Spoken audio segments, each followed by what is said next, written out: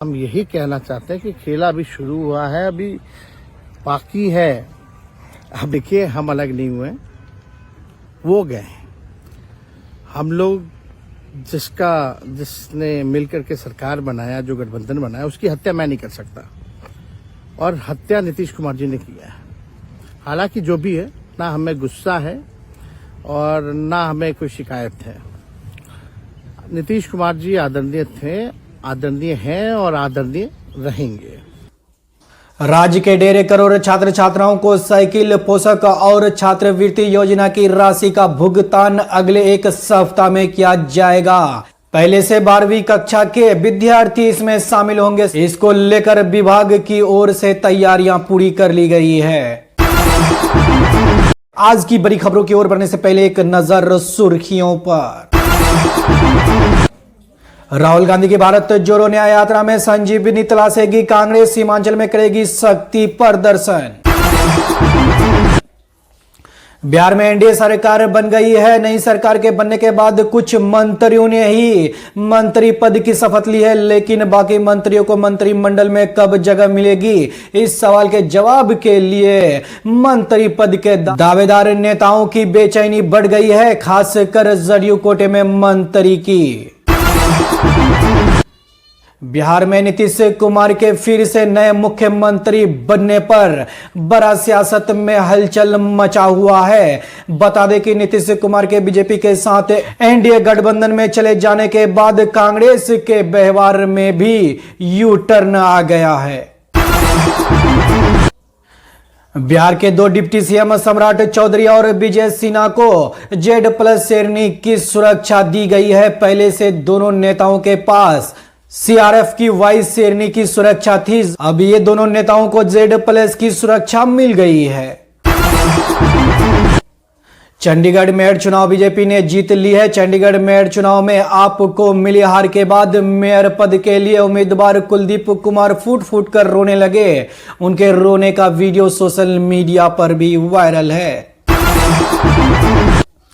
केंद्रीय मंत्री गिरिराज सिन्हा ने राहुल गांधी को इंडिया गठबंधन के लिए अशुभ बताया है। उन्होंने कहा कि राहुल गांधी साबित हुआ है, वो जहां भी जाते हैं गठबंधन टूट रहा है। भारत जोड़ो न्याय यात्रा के साथ बिहार में प्रवेश करने वाले राहुल गांधी को पिछले दिनों बड़ा झटका लगा था। राहुल गांधी की भारत जोड़ो न्याय यात्रा सोमवार को बंगाल से बिहार में प्रवेश कर गई थी। किशनगंज में राहुल गांधी ने प्रधानमंत्री नरेंद्र मोदी पर करारा हमला करते हुए कहा कि मणिपुर 9 महीने से हिंसा की आग में जल रहा है, लेकिन पीएम मोदी को मणिपुर का दौरा करने का समय नहीं मिलता। किशनगंज में राहुल गांधी ने एक बार फिर से ओबीसी का मुद्दा उठाया। राहुल गांधी ने कहा कि कांग्रेस की सरकार बनने पर जाति जनगणना कराई जाएगी। किशनगंज के नजदीकी जिलों में मंगलवार को राहुल गांधी की एक बड़ी रैली को संबोधित किए। बिहार में जदयू के साथ सरकार बनाने के बाद बीजेपी का फोकस है कि दोनों पार्टियों में मनमुटाव ना हो।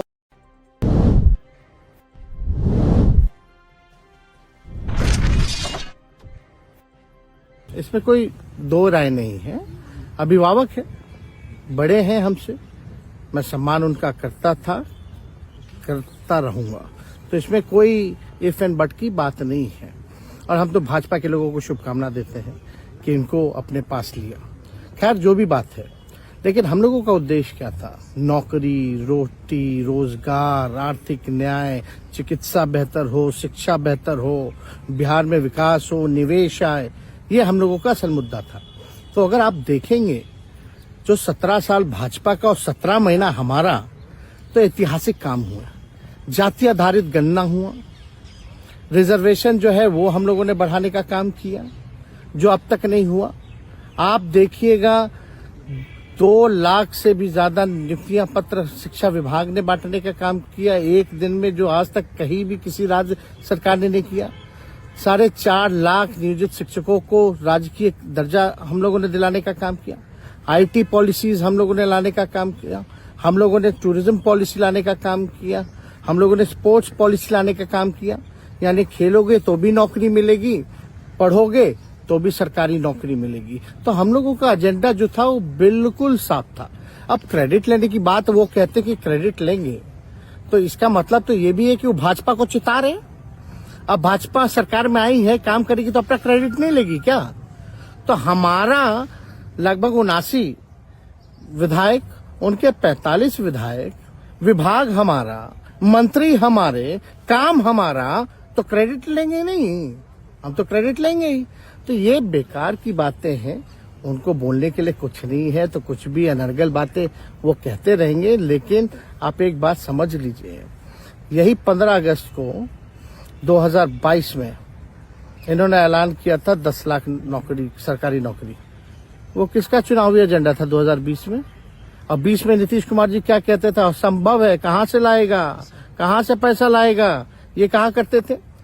और 9 अगस्त को 2022 को हमारी सरकार बनी, एक हफ्ते के अंदर उसी मुख्यमंत्री से बुलवाया जो असंभव कहता था, उसी से ऐलान करवाया और उसी से नियुक्ति पत्र बंटवाने का काम किया। तो पीड़ा अब हो रही है, तो इसका तो हम जिम्मेवार नहीं, हमें तो जिम्मेवारी मिली, जनता ने बड़ी पार्टी बनाई और हमने ईमानदारी से काम किया। तो हम तो देखिए पूरी तरीके से हम यही कहना चाहते हैं कि खेल अभी शुरू हुआ है, अभी बाकी है, अभी तो सारी चीजें हैं ना। तो हम क्या नीति बना रहे हैं, हम अपने पत्ते नहीं खोलना चाहते। पूरी तरीके से हम अपने पत्ते नहीं खोलेंगे कि आगे हम क्या करने जा रहे हैं। क्या नए सत्र में आप लोग कुछ अब हमको कुछ बोलना ही नहीं, इसमें हम पत्ते खोलेंगे ही नहीं। तो हम तो पूरी तरीके से इतना ही कहना चाहते हैं कि हम जो कहते हैं वो करके दिखाएंगे। पिछले